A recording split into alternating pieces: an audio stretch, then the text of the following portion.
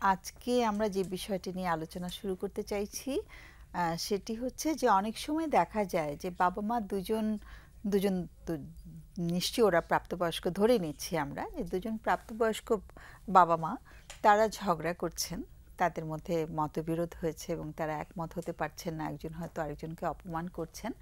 তো সেরকম পরিস্থিতিতে দুজনেই যখন একটু পরাস্ত বোধ করেন, যখন মনে করেন যে তারা হেরে যাচ্ছেন, তখন তারা অনেক সময় সন্তানটিকে সেখানে ইনভলভ করে ফেলেন এবং দেখা যায় যে অপ্রাপ্তবয়স্ক সন্তানটিকে ডেকে বিচারের ভার দিয়ে ফেলেন যে তুমি বিচার করো যে তোমার মা ঠিক না আমি ঠিক, বা মা বলছেন তোমার বাবা ঠিক বলছেন না আমি ঠিক বলছি।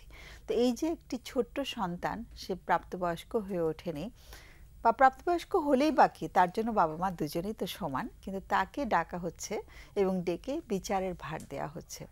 এই যে সন্তানদেরকে আমরা এভাবে ব্যবহার করছি, এটাতে সন্তানদের উপরে কী ধরনের প্রভাব পড়তে পারে বা কীভাবে ওরা ক্ষতিগ্রস্ত হতে পারে সেটা নিয়ে আজকে আলোচনা করতে চাইছি। আমি পরিচয় করিয়ে দিচ্ছি, স্টুডিওতে যারা এসছে আমাদের অনুষ্ঠানে তাদের সাথে। একজন হচ্ছে আয়েশা সিদ্দিকা, তোমাকে স্বাগত। আয়েশা ব্র্যাক বিশ্ববিদ্যালয়ে কাজ করছে সাইকোসোশ্যাল কাউন্সিলর হিসেবে। আরেকজন হচ্ছে সমী সুরিদ, তোমাকেও স্বাগত। সমী সুরিদও ব্র্যাক বিশ্ববিদ্যালয়ে কাজ করছে সাইকোসোশ্যাল কাউন্সিলর হিসেবে। তো দুজনকেই আমরা মানে পরিচিত, আমাদের একাধিকবার এই অনুষ্ঠানে এসছে। তো আমি জানি না কাকে প্রথম বলবো, তোমরা নিজেরাই ঠিক করো কে আগে বলতে চাও। আমি ছোট করে তাহলে একটু শুরু করি।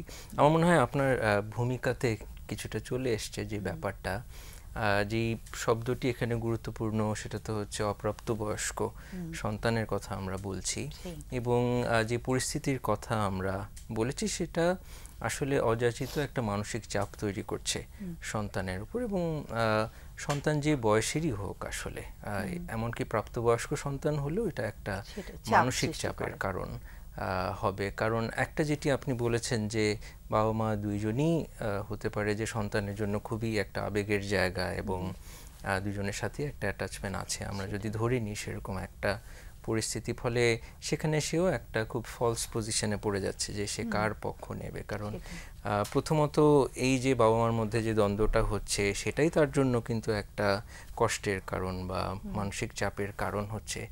তার মধ্যে যদি আবার তাকে এরকম একটা পরিস্থিতিতে ফেলা হয় যেখানে তাকে একটা পক্ষ নিতে বলা হচ্ছে, সেটা কিন্তু চাপটা আরও বাড়িয়ে দিচ্ছে। ফলে এটার মানে ফলাফল হিসেবে আমরা অনেক সময় যেই কেসগুলো পাই সেগুলোতে দেখি যে সন্তান বাবা মার থেকেই বরঞ্চ একটু দূরে সরে যাচ্ছে। কারণ যখনই সে হয়তো আর একটু মিশতে যাচ্ছে তখন এই ধরনের পরিস্থিতিতে সে আঘাতপ্রাপ্ত হচ্ছে, মানসিকভাবে আঘাতপ্রাপ্ত হচ্ছে। তো সে বরং নিজেকে আর একটু গুটিয়ে নিয়ে দূরত্ব তৈরি করছে বাবা মার কাছ থেকে। তো সেখানে কিন্তু আবার আরেকটা লেয়ারে একটা সমস্যা তৈরি হচ্ছে। হয়তো যে বয়সে বাবা মাকে একটু কাছে দরকার ছিল, বাবা মার কিছু গাইডেন্স দরকার ছিল, সাহচর্য দরকার ছিল, তখন সে হয়তো মনে মনে চাইছে কিন্তু ঠিক সাহস করে উঠছে না বাবা মার কাছে গিয়ে বলবার জন্য। তো এই যে ক্ষতগুলো একটা বয়সে তৈরি হয়ে যাচ্ছে, এটা কিন্তু সারা জীবনের জন্য হয়ে যাচ্ছে, কারণ এই বয়সটা তো আর ফিরে আসবে না। বাবা মা পরে চাইলেও কিন্তু এই ড্যামেজগুলো রিপেয়ার করা খুব মুশকিল হয়ে যায়। তো ফলে সন্তানের সাথে সম্পর্কটাকে একদম প্রায়োরিটি দেওয়া যায় কিভাবে? হতেই পারে বাবা মার মধ্যে মতের অমিল হতে পারে, কিছু কিছু বিষয়ে মতপার্থক্য তৈরি হতে পারে, তো সেটাকে এমনভাবে ডিল করে, এবং সেখানে কখনো কখনো একজন নেগোশিয়েটরেরও দরকার হতে পারে, কিন্তু সেটা কখনোই সন্তান সেই রোলটা প্লে করবেন না। সেটা থেরাপিস্ট হতে পারে, পরিবারের বয়োজ্যেষ্ঠ কেউ হতে পারে বা অন্য কেউ, কিন্তু সন্তান না। হ্যাঁ, আরেকটা জিনিস হয় যে আচ্ছা ফোন চলে এসছে, সরি আশা তুমি মাথায় রাখো, আমরা ফোনটা নিয়ে আসি। হ্যালো হ্যালো হ্যালো হ্যালো, আসসালামু আলাইকুম। হ্যালো লাইন, হ্যালো, আসসালামু আলাইকুম। হ্যালো, শোনা যাচ্ছে না তো। হ্যালো হ্যালো, কথাটা কি শোনা যাচ্ছে? হ্যালো, শুনতে পাচ্ছি না যে কিছু।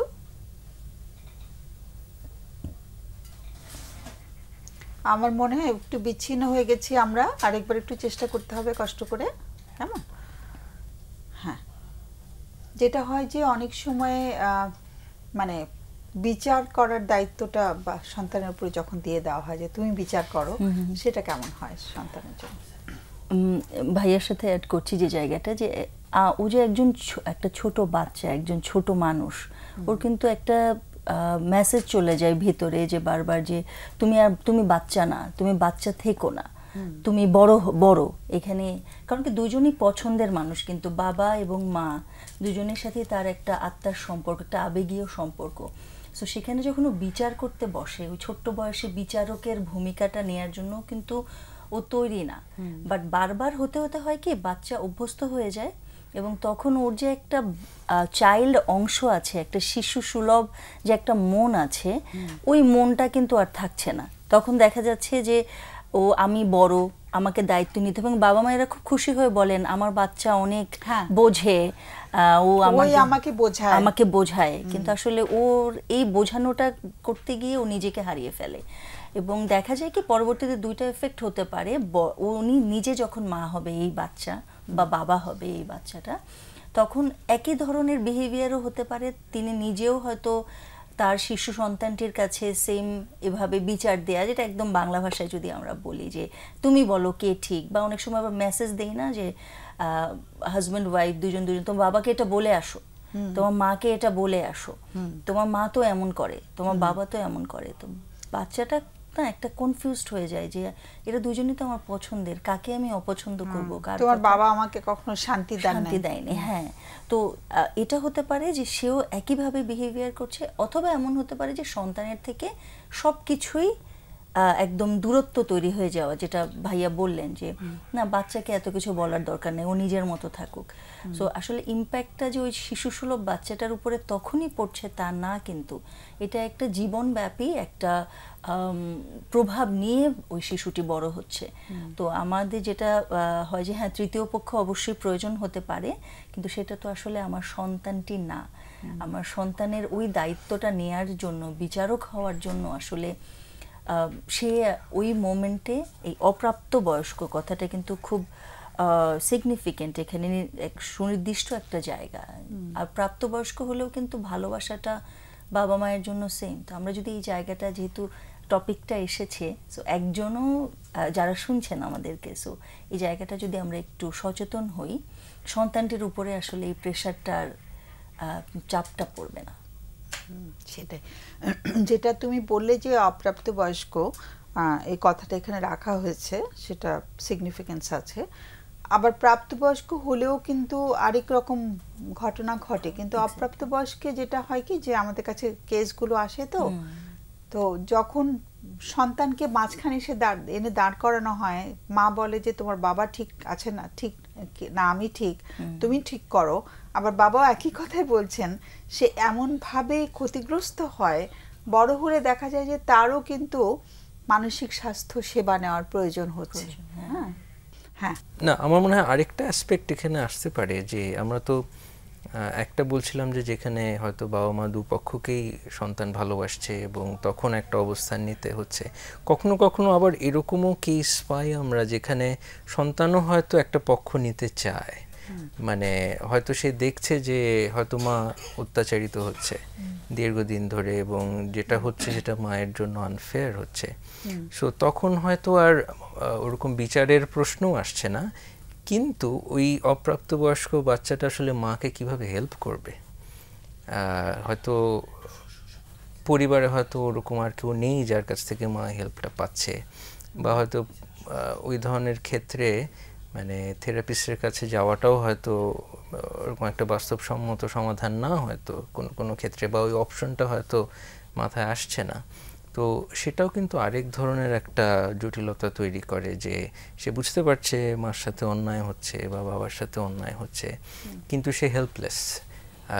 এই তখন কিন্তু তার মধ্যে একটা হেল্পলেসনেস চলে আসতে পারে, যে আমি অসহায়, আমার কিছু করার নেই এখানে, আমি দেখছি একটা মানুষকে অন্যায় সহ্য করতে দীর্ঘদিন ধরে, কিন্তু আমি কিছু করতে পারছি না।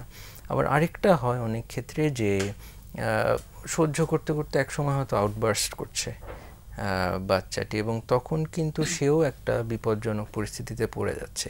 কখনো কখনো সেও কিন্তু অত্যাচারিত হচ্ছে, শারীরিক নির্যাতনের ঘটনাও ঘটে শিশুর ক্ষেত্রে, যে মায়ের পাশাপাশি হয়তো বাচ্চাটিও নির্যাতিত হচ্ছে তখন, কারণ সে মায়ের পক্ষ নিচ্ছে। এই ধরনের কিছু জটিল পরিস্থিতিতে তৈরি হয়ে যায়। তো ফলে যদি খুব প্রাথমিক পর্যায়ে অসুবিধাগুলো থাকতে একটু ডিল করা যায়, এবং যেটা আমরা একটু বলছিলাম যে নেগোশিয়েটর লাগতে পারে, সেখানে পরিবারের অন্য কেউ ইনভলভ হতে পারে। যদি সেই সন্তানের দাদা দাদি বা নানা নানিরা একটা রোল প্লে করবার থাকে, তারা যেন উদ্যোগী হন, অথবা কোনো ম্যারেজ কাউন্সিলর বা অন্য প্রফেশনালের। সেটা তো অপশন অনেকগুলো আছে, বাট আমাদের আজকে আলোচনাটা আমরা সীমাবদ্ধ রাখতে চাচ্ছি সন্তান কিভাবে ক্ষতিগ্রস্ত হচ্ছে সেটার উপরে আর কি। এবং যেহেতু আমরা ইয়াং অ্যাডাল্টস নিয়ে কাজ করছি, বিশ্ববিদ্যালয়ের শিক্ষার্থীদের নিয়ে, অপ্রাপ্তবয়স্ক কথাটা সিগনিফিকেন্ট মানে একদম খুব গুরুত্বপূর্ণ বলার পেছনে রিজন হচ্ছে যে এই সময়টাই কিন্তু এই যে 6-7 বছর পর্যন্ত আমাদের সাইকোলজিক্যাল ডেভেলপমেন্টের ফাউন্ডেশন পিরিয়ড বলা হচ্ছে, আবার অনেক সময় বলা হচ্ছে 3 বছর বা জন্মের পরে প্রথম 1000 দিন, বাট ধরে নিচ্ছি যে এই 6-7 বছরই। ওই মোমেন্টটায় হয় কি বাচ্চাদের ফটোগ্রাফিক মেমোরি থাকে, যে ওরা যা দেখে বা যা শোনে ওই পুরো জিনিসটাকে, আর ইমোশনাল ব্রেনটাই তখন অনেক বেশি অ্যাক্টিভেটেড থাকে, সক্রিয় থাকে। তো তখন দেখা যায় কি ও সব কিছু কিন্তু ইমোশনাল জায়গা থেকেই দেখছে, ব্যাখ্যা করছে, যেটা হয়তো বড় হওয়ার সাথে সাথে যুক্তির অংশটা তৈরি হতে থাকে, তো সেটার সাথে ব্যালেন্স করতে পারে। কিন্তু অপ্রাপ্ত বয়স্কের ক্ষেত্রে তখন দেখা যায় যে ওরা এফেক্টেড অনেক বেশি হচ্ছে, প্রভাবিত অনেক বেশি হচ্ছে, যেটা অনেক সময় স্কুলে বলতে গেলে যে খুব শান্তশিষ্ট বাচ্চা হঠাৎ করে খুব বেশি বিহেভিয়ার, আচরণগত সমস্যাগুলো দেখা দিল, টিচারের সাথে হয়তো বেয়াদবি করছে, ছুঁড়ে মারছে ক্লাসে, একে মারছে ওকে মারছে। তো এই ব্যাপারগুলো যখন আমি যেহেতু একজন শিক্ষা মনোবিজ্ঞানী, তো কাজ করতে গেলে অনেক সময় দেখেছি যে বাবা মায়ের দাম্পত্য জীবনের কলহ, তারপরে ও কার কাছে থাকবে, একদিন বাবার কাছে একদিন মায়ের কাছে, হয়তো একই বাসায়, তুমি আজকে আমার সাথে ঘুমাবে। আমি একটা সিগনিফিক্যান্ট কেসই মনে পড়ছে এখন, যে বাবা মায়ের ঝগড়ার পরে ওনারা এই যে লিখে লিখে কথা পাস করতেন একজন আরেকজনের কাছে, তো ও ওই চিঠিটা নিয়ে যেত, এবং ও যখন আমার ক্লায়েন্ট হয় ও হচ্ছে 19 বছর বয়স, কিন্তু ওর এখনো বলে যে আমি যদি ওই রুম থেকে ওই রুমে যাই আমার ভেতরে একটা কষ্ট ফিল হয়, যে আমি মনে হয় মেসেজ নিয়ে যাচ্ছি। সো কিন্তু ওই যে বডি মেমোরিগুলো বলে, যেটা একদম ছোট্টবেলার এই মেমোরিগুলো অনেক ফটোগ্রাফি করলে কি, যদি আমরা প্রিন্ট একটা জিনিস ফটোকপি করি একদম কপি পেস্ট হয়ে আসে না, ঠিক ওভাবে ওর গেঁথে থাকে। তো এটা নিয়েই কিন্তু বাচ্চাটা বড় হচ্ছে। তো তখন দেখা যায় ছোটবেলায় এই আচরণগত সমস্যাগুলো কন্টিনিউ হতে হতে এটা একটা মানসিক জায়গা, মানসিক স্বাস্থ্যের একটা ঝুঁকি থেকে রোগ হয়ে যাচ্ছে, যে মানসিক স্বাস্থ্য সেবাটা তখন একদম, অনেক সময় হয় না যে আমাদের দৈনন্দিন জীবনে অনেক ধরনের অসুবিধায় আমরা মানসিক স্বাস্থ্যসেবা নিতে পারি, বাট কিছু কিছু ক্ষেত্রে কি হয় যে অনেক একদম মেডিসিন বলেন, কাউন্সিলিং বা সাইকোথেরাপি সম্পূর্ণ জায়গাটা ম্যান্ডেটরি হয়ে যায়, যে আমি নিজের মতো করে আর ভাবতে পারছি না নিজের জন্য। সো বাচ্চাটা এভাবে একটা সিচুয়েশনে থাকলে ওর আসলে পরবর্তী একটা ফলাফল হিসেবে এ ধরনের একটা ফলাফল হয়। তো আসলে এই জায়গাগুলো আমাদের বাবা মায়ের দিক থেকে, এখন যেহেতু এই যে একটা অনুষ্ঠানে আলোচনা হচ্ছে, তো অনেক বাবা মায়েরাই শুনছেন, তো এটাই কিন্তু সচেতনতা। আমরা বিভিন্ন স্কুলে কলেজগুলোতে, বেসিক্যালি স্কুল মনে হয় যে খুবই একটা বড় জায়গা আমাদের কাজ করার ক্ষেত্রে, যেখানে বাচ্চাদেরও পাওয়া যাচ্ছে, বাবা মাকেও পাওয়া যাচ্ছে। যদি এভাবে আমরা একটু অল্প অল্প করেই শুরু করি, যে এটা শুরু করলাম। সো থ্যাংক ইউ যে টপিকটা চুজ করার জন্য ম্যাম, কারণ আমরা যেহেতু কাজ করছি সেই ইম্প্যাক্টটাই কিন্তু দেখতে পাই প্রতিদিনই, যে মিস জানেন 6 বছরে এটা হয়েছিল, মিস জানেন আমার ছোটবেলায় এটা হয়েছিল। ছোট্টবেলাটা যে এত গুরুত্বপূর্ণ, আমরা একটু জাস্ট যদি একটু চিন্তা করি, প্যারেন্টিং এর কোনো বিশ্ববিদ্যালয় নেই, কিন্তু এই অভিভাবকত্বই কিন্তু সবচেয়ে বড় পিএইচডি ডিগ্রি বলবো, এবং খুব কঠিন একটা বিষয়। প্যারেন্টিংও নেই, একজন ভালো কাপল দুজন মিলে কি করে ভালো কাপল হতে পারে এটার ব্যাপারে কোনো ট্রেনিং তো আমরা নিই না, তাই না? বিয়ে করেছি কাপল হয়েছি, বা বিয়ের আগে থেকে কাপল হয়েছে তারপরে বিয়ে করেছি, তো কিছু তো জানি না। যে আরেকজন জেন্ডারের একটা মানুষের সাথে একই ছাদের নিচে কি করে শান্তি রক্ষা করে চলবো দুজনের জীবনে, সেটা যখন হয় না তখনই কিন্তু সন্তানরাই এটার মানে ভিকটিমটা সন্তান হচ্ছে আর কি। তো ক্ষতিগ্রস্ত হচ্ছে সন্তানরা। তো সেটাই আজকে আমরা আলোচনা করছিলাম যে মানে বয়সটার চেয়ে ইম্পর্টেন্ট হচ্ছে যে কিভাবে সে জিনিসটা প্রসেস করেছে আর কি। যে তাকে যখন অনেক সময় হয় কি মানে হয়তো মা একটা কোনো কিছুতে জড়িয়ে গেছেন এক্সট্রা ম্যারিটাল অ্যাফেয়ারে, তখন বাচ্চার মাথায় হাত দিয়ে মাকে বলা হয় যে তুমি ওর মাথায় হাত দিয়ে বলো তুমি কাজটা করোনি। সো বাচ্চা কিন্তু কিছু বুঝতে পারছে না যে ওকে কেন ওর মাথায় হাত দিয়ে মাকে দিয়ে কি বলানো হচ্ছে, কি স্বীকার করানো হচ্ছে, সে তখন ছোটবেলায় বুঝতে পারছে না, কিন্তু বড়বেলাতে এটার কিন্তু একটা নেতিবাচক প্রভাব বয়ে নিয়ে বেড়াতে হয় আর কি বাচ্চাটাকে। তো এই যে আরেকটা হচ্ছে যে তুমি যেটা বলছিলে যে কি কি বাজার হবে, সেটা ওই যে মানে টাকা রেখে যাচ্ছে, মাকে বলো যে এই বাজারগুলো যেন করায় আজকে, হ্যাঁ, কিংবা বাবাকে গিয়ে বলো বাজারের টাকা শেষ হয়ে গেছে। সো বাচ্চাকে দিয়ে কথাগুলো বলানো হচ্ছে। তো সেখানে বিচারের দায়িত্ব হয়তো তাকে দেয়া হচ্ছে না, কিন্তু কিছুটা কিন্তু সে অসহায়ভাবে দুজনের মানে মেসেঞ্জার হিসেবে কাজ করছে আর কি। তুমি কিছু বলতে চাচ্ছিলে?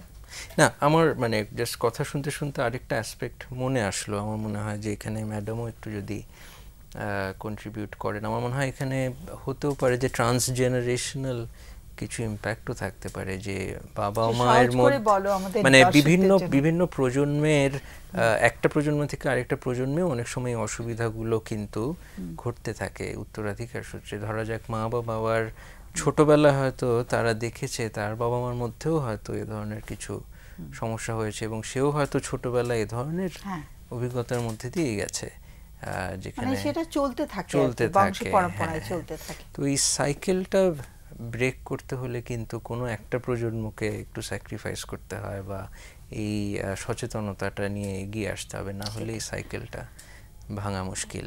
ওকে।